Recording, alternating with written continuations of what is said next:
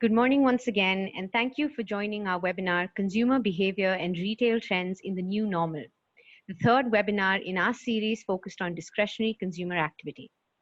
For today's webinar, we welcome panelists Chris Curtin, Chief Brand and Innovation Marketing Officer at Visa, and Daniel Smythe, Retail Strategy Executive, for a conversation with Bernie Yu, Senior Vice President Corporate Strategy at ADARA.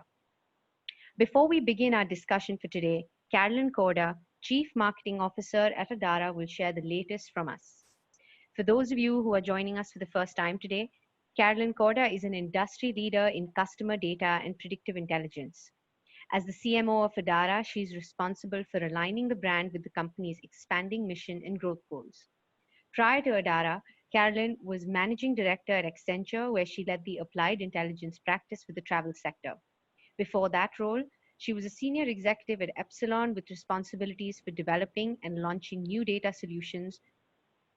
With that, I hand it over to Carolyn to begin our webinar for today. Thank you, Naharika, and welcome all. We'll start with a few notes on our Trend Resource Center, then I'll share with you our newest indicator of consumer behavior, the ADARA Consumer Vitality Index. First, a reminder, all the slides you're seeing today will be sent out after the webinar. For those who aren't familiar with ADARA, you might wonder where our data comes from. We have over 270 consumer brands that share their data with us, including United, Marriott, and Singapore Airlines in the travel sector. We also have dining and event data due to partnerships with platforms such as OpenTable and Ticketmaster, as well as social gathering data, parties people have with their neighbors and friends, that comes from contributors such as Evite and Punchbowl. In the past month, we've added home buyer data from Century 21, Coldwell Banker, and Remax, to name a few. Not surprisingly, we have the richest multidimensional database. We have a lot of data across the spectrum of consumer behavior. As an example, in travel, we typically see over 14 billion searches a year and almost 1 billion air and hotel bookings. We're able to get quite detailed on transaction behavior, as most of our 1 billion profiles have on average 30 data points per profile. We've made our trended data available on our website. It's organized by region, US, EMEA, and APAC. You'll see the URL here so you can access the data yourself. We do update it daily, so check back often for the latest. The insights have been developed by ADARA's brilliant analytics team. Of course, you're welcome to reach out to them if you're interested in custom reports and insights. You'll find it easy with a purple request button. Also, if you do have questions, please go ahead and put them in the chat box. Today, you'll be getting a sneak peek at our newest score, ADARA's Consumer Vitality Index. I'm sure many of you track consumer sentiment that's gathered by survey, or you keep an eye on consumer spend indices published by the government. What's missing, and what is particularly important in these challenging COVID times, is a score that counts both for the financial resources individuals have at their disposal, as well as their willingness to participate in group settings, to be physically close to others, whether that is at restaurants, shops, or on planes. As you've just seen, ADARA has a wealth of data across multiple verticals: travel, dining, entertainment, and housing. We've aggregated those dimensions into a single score that reflects intent behavior, as well as the actual purchase, the financial commitment.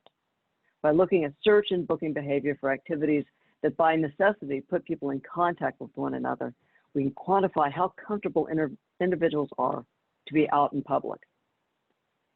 Here's a chart. It's complicated, so let me walk you through it. We've taken 5 dimensions of our data. Travel in pink, real estate or home buying is in green, dining in purple, live entertainment events in turquoise, and social gatherings such as birthday parties and baby showers are in orange. We've indexed them to the first normal week of the year, the week ending January 12th, which is the first column on the left. It's exactly at the 100 mark. That's the basis for the index. There's a column for every week of the year up until the week ending August 16th. We're looking at 2 things here: the volume of activity, which is the height of the column, and the composition of each column, reflecting which types of activity have been most prevalent. If you look at the pre-COVID period from early January into March, which is shaded in light gray, you can see that the index was high, mostly over 100 each week.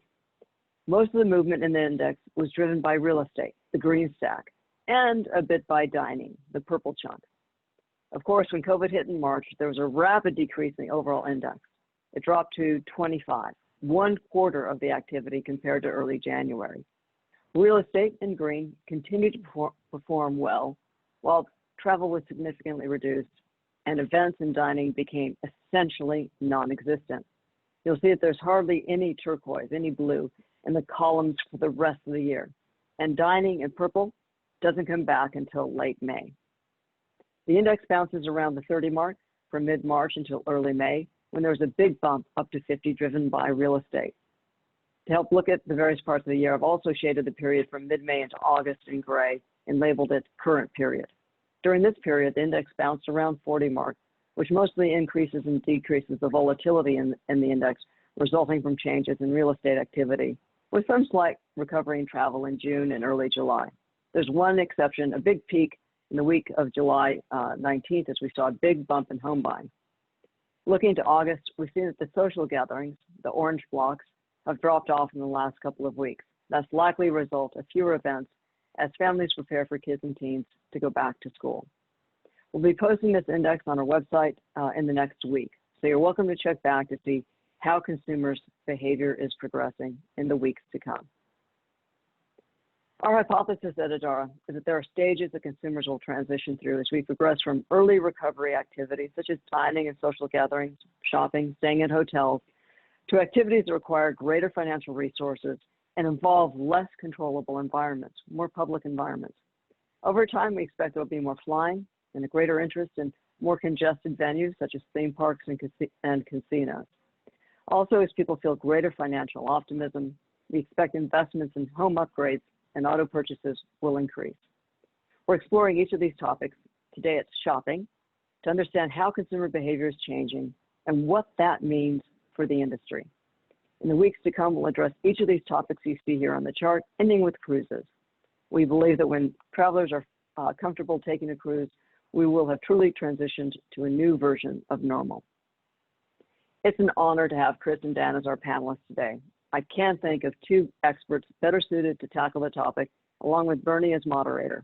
With that, Bernie, I'll turn it over to you.